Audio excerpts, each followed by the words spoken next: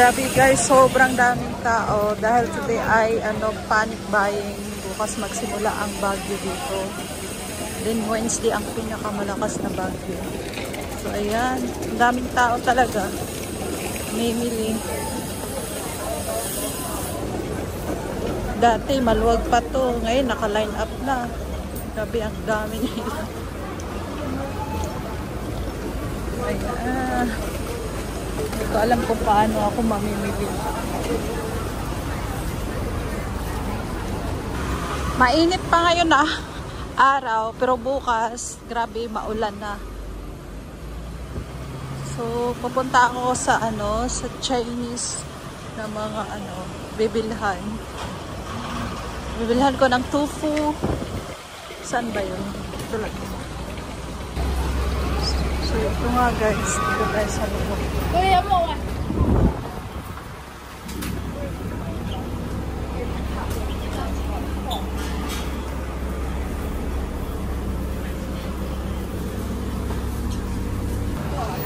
So guys, babalik na naman tayo sa way natin kanina. Ayan, maraming tao nagantay ng bus.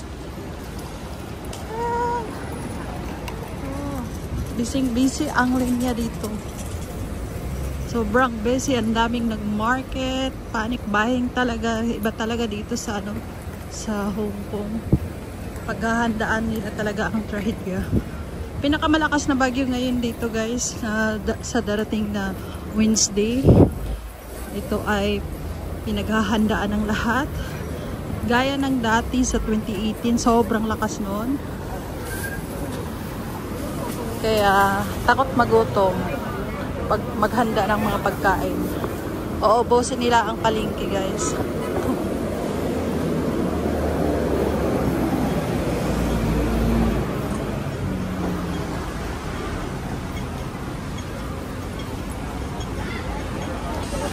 Grabe, sobrang init ngayon.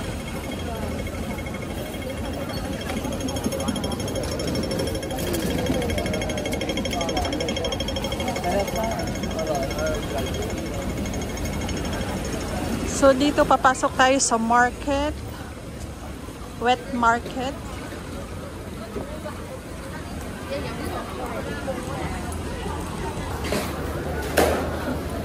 Away guys, hindi ka away.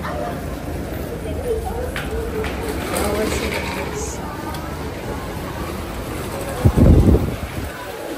Dito tayo, akit muna tayo.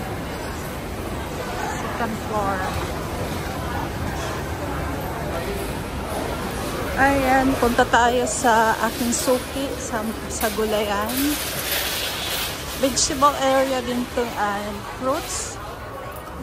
Dito naman ay sosyalin, malamig dito dahil naka-aircon. Ito ay private market. Ayan. Dito tayo nag-tomato. Ayan, nagtalong sila. Iba-ibang klaseng gulay. Grabe! Ang dami ng tao talaga. So, babalik na tayo sa way natin guys. At doon na tayo sa fish area. Ay, bibili ng pang hotpot. Wala nang tofu, naubusan na. So, kung mamaya pa ako mag-market, wala na talagang matitira. Uubusin lahat ng mga tao dito.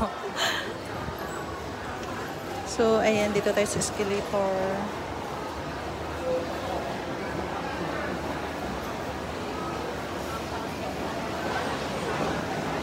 Labas-pasok ang mga tao dito. Ayan, sobrang busy. Panic buying. Ito talaga ang napapala kapag may mga sakuna. Dito sa Hong Kong, natatakot ang mga tao kapag wala nang makain. Dito na tayo sa fish market area.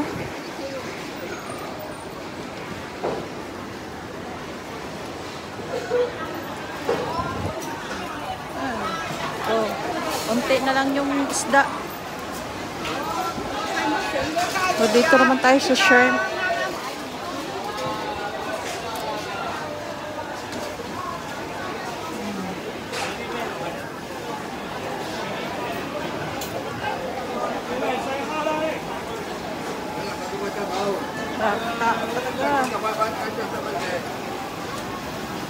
Ayan guys, may mga buhay pa ng mga isda. Ito ay ang tilapia. Hindi ko alam kung anong bibilhin ko na isda. Guguluhan ako.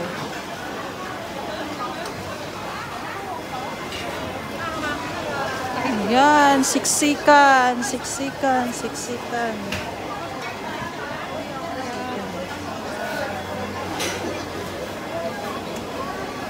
Ayan, buhay pa guys.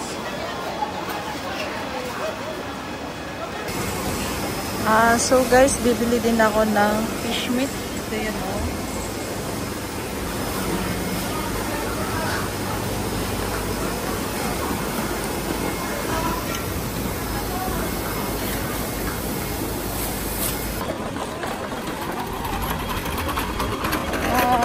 Lakad-lakad na tayo guys.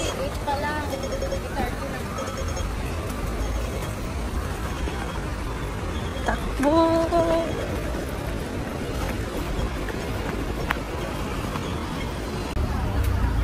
So guys, ito ang kaganapan ngayon dito sa bus stop. At papauwi na kami, wala pang bus. Ayan, nakatroli-troli ang aming mga dala. Ang hirap dito sa bus ngayon kasi sobrang daming tao. Hindi ko alam kung paano siksik yung mga trolley namin. Ayan. Daming nakaabang. Wala pa talagang bus. Nakaabang na sila guys. And doon pa na side. Saan natin?